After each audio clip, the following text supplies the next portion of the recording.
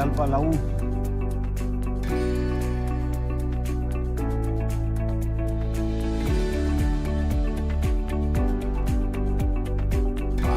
Rápido, ¿ah?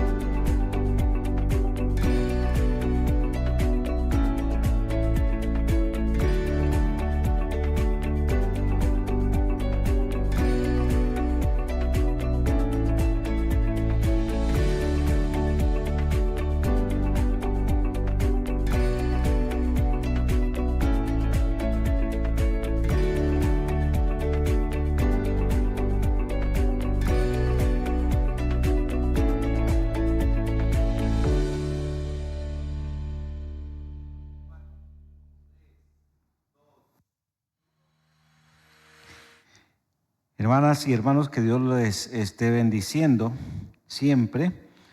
Qué bueno que podemos estar pendientes para continuar en la reflexión de la palabra de Dios, continuar en la comunión con Él. Le invito en este momento a orar y luego pues leer la palabra del Señor.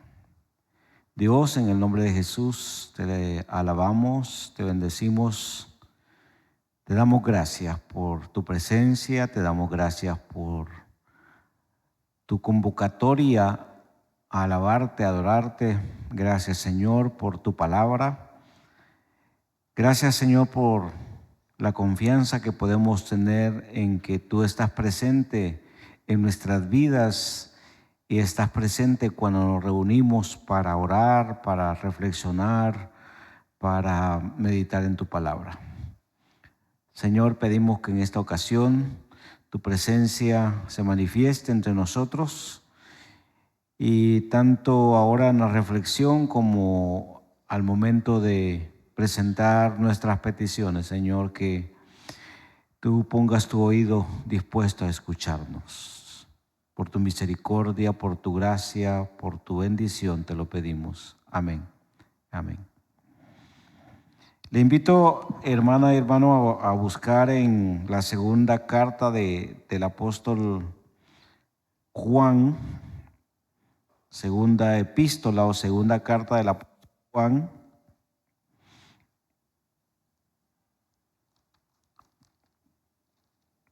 Solo tenemos un capítulo. Vamos a leer los versículos 1 al 3. Segunda epístola, carta del apóstol Juan, los versículos 1 al 3. Y dice así: el anciano a la señora elegida y a sus hijos, a quienes amó en la verdad, y no solo yo, sino también todos los que han conocido la verdad, a causa de la verdad que permanece en nosotros y que está para siempre con nosotros. Que la gracia, la misericordia y la paz de Dios, Padre, y del Señor Jesucristo, Hijo del Padre, sean con ustedes en verdad y en amor. En este corto pasaje que hemos leído, si usted notó o va a notar cuando lea más despacio, notará que se enfatiza mucho la verdad. Dice que el apóstol ama a los destinatarios de su carta, los ama en la verdad. Y no solo yo, dice, sino también todos los que han conocido la verdad. Y luego dice que a causa de la verdad, dice la verdad causa ese amor y es algo que también está permanentemente con aquellos que la tienen o han creído en esa verdad. Luego, en el versículo 3 dice que sean con ustedes en verdad y en amor. Parece que el escritor, el apóstol Juan, está muy interesado en que sus lectores entiendan que hay una manera de ver la vida cristiana, hay una manera de vivir la vida cristiana, y esa manera, ese estilo, esa forma de vivir deben ser manifiestas o debe ser expresado ese estilo a través del acompañamiento también de ciertas virtudes, podríamos decir, en la vida nuestra. Y es que en el versículo 3 del pasaje que leímos, el apóstol enfatiza y dice que la gracia, la misericordia y la paz de Dios Padre y del Señor Jesucristo sean con ustedes. Hay otra versión que dice sean en ustedes o sean sus acompañantes. ¿Verdad?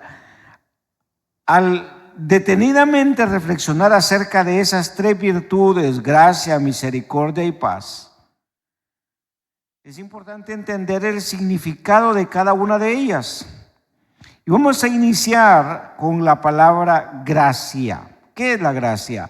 ¿Por qué es importante que nosotros como creyentes en Jesús, como tenedores de la verdad, como creyentes en la verdad que es Cristo Jesús, entendamos no tan profundamente como deseáramos, pero que sí tengamos una comprensión por lo menos mínima de la palabra gracia?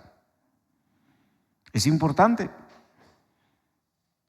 Y hablando sobre esa palabra gracia, tenemos que la gracia se refiere al favor inmerecido que Dios ha expresado a nosotros a través de su amor abundante y el perdón que Él nos ha otorgado. ¿Sabe? La palabra de Dios dice que no podíamos nosotros con nuestros esfuerzos, no podíamos nosotros pagar un precio para ganar la gracia de Dios o el favor de Dios. Es Dios quien libremente, de manera voluntaria, deliberada por Él mismo, nos ha manifestado su gracia, su bondad, y lo ha hecho a través de la persona de Jesucristo, quien vivió, murió y resucitó para hacer visible, manifiesta la gracia o el favor de Dios. Necesitamos nosotros como seres humanos esa gracia porque nosotros tenemos un problema enorme y es el problema del pecado. Y cuando hablamos de ese problema, nosotros no tenemos la solución a ese problema. De hecho, la palabra de Dios sentencia y dice que la paga del pecado, el resultado del pecado es muerte. Dice que el producto del pecado es la separación entre Dios y el hombre. El único que entonces, el único que plantea y tiene la solución para ese problema es Dios a través de su favor, de su gracia, de ese don inmerecido manifestado a través del amor. La palabra entonces enseña claramente que si el pecado nos separa de Dios, la gracia de Él permite que usted y yo tengamos acceso a su presencia a través de la persona de Jesucristo. Y en Efesios el apóstol Pablo decía, porque por gracia, porque por el favor de Dios ustedes son salvos, no por obras, para que nadie se gloríe. Pues esa salvación es un don, es un regalo de Dios. Cuando hablamos entonces de que la verdad nos otorga gracia, es importante entender que nos otorga entonces el favor de Dios, haciendo que ya nuestro pecado tenga una solución para tener comunión con Dios. Luego, el apóstol dice que la misericordia, la palabra misericordia se refiere inicialmente a la lealtad amorosa y fiel de Dios cumpliendo su pacto, inicialmente con el pueblo de Israel. Luego en el Nuevo Testamento, la misericordia se enfoca en la compasión de Dios expresada en acción, como ser perdonar, sanar a su pueblo, sanar a aquellos que creen en Él. Entonces, la misericordia de Dios tiene que ver también, y es muy parecida a la palabra gracia, con la acción de Dios para perdonar y sanar a aquellos que se le acercan, a aquellos que creen en Él. Y algo importante que nosotros tenemos que entender es que quienes han recibido, experimentado, quienes han disfrutado de esa misericordia de Dios, se espera entonces que ellos también tengan misericordia con los demás.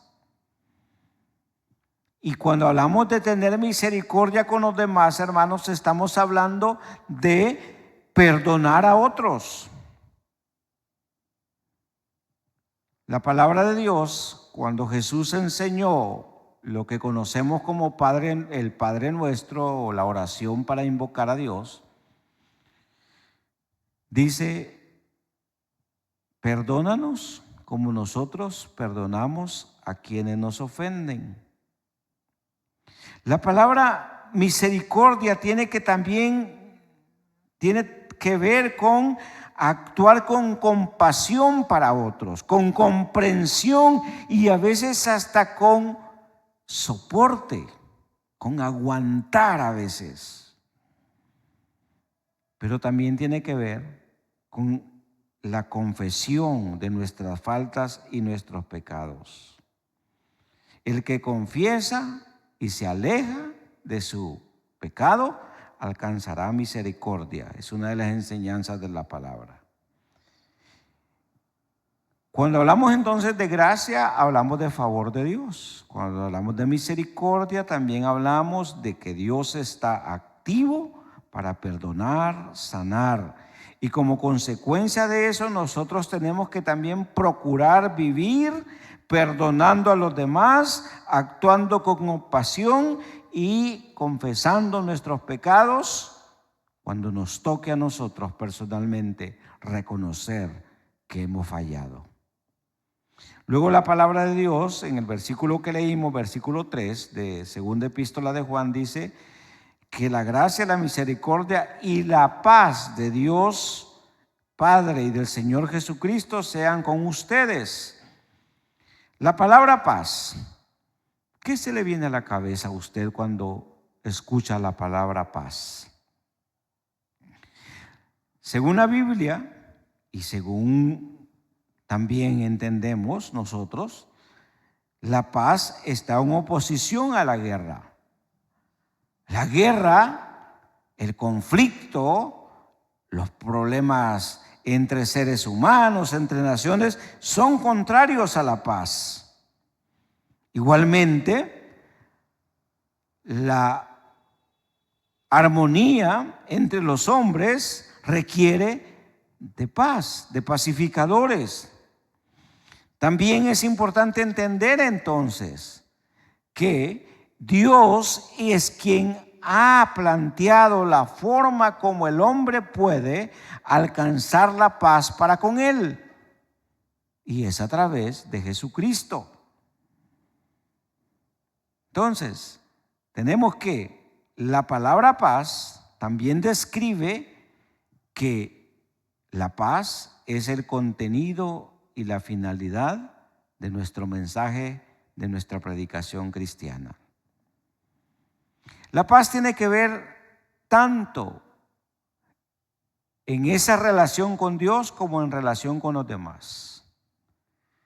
Ningún cristiano, nadie que sea serio en sus prácticas cristianas, en sus convicciones cristianas, puede decir: yo tengo paz con Dios, y estar en conflicto, en guerra con los demás. No se puede, es contradictorio, es opuesto.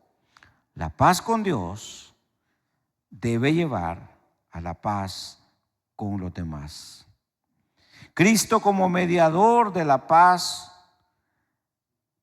es ejemplo de un enorme perdón, de un gran perdón, de un inigualable perdón para con nosotros. Porque nosotros deberíamos haber llevado el castigo por nuestros pecados. Sin embargo, Dios establece la paz, llevando Él, cargando Él y muriendo Jesús en la cruz por nuestros pecados. Así que, cuando la palabra de Dios nos invita a tener paz, debemos entender que esta no es una opción para quien quiera vivirla o practicarla, no. Hay ordenanzas en la Biblia que indican que debemos procurar la paz entre nosotros. Por ejemplo, la palabra de Dios claramente enseña: si alguien trae su ofrenda y se acuerda que tiene algo contra otro o que tiene un problema con otro, deje la ofrenda, espérese y primero vaya y plantee paz con el otro. La palabra de Dios también nos invita a perdonar a los demás. En otras palabras, a buscar la paz. Entonces, recuerde que si nosotros vivimos en la verdad, que si nosotros procuramos vivir una vida en la verdad, en el cual Jesucristo se manifieste, hay tres cosas que deben estar en nuestras vidas. Y esas tres cuestiones son la gracia, la misericordia y la paz de Dios y del Señor Jesucristo. No es la paz del hombre, no es la misericordia, no es la gracia del hombre, no es la virtudes que puedan ser generadas a través de ser un mejor hombre, una mejor mujer. Son cualidades, características que solo se adquieren en convivencia, en armonía con Dios. Por lo tanto, la invitación de la palabra es a que seamos nosotros personas llenas de gracia, personas llenas de misericordia y personas llenas de paz. Padre, en el nombre de Jesús, ayúdanos a vivir en tu verdad. Ayúdanos a vivir de acuerdo a tu palabra. Que Jesucristo, como verdad en nuestras vidas, pueda saturarnos de gracia, de misericordia y de paz. Señor, bendice a tu iglesia, bendice a tu pueblo. Bendice, Padre,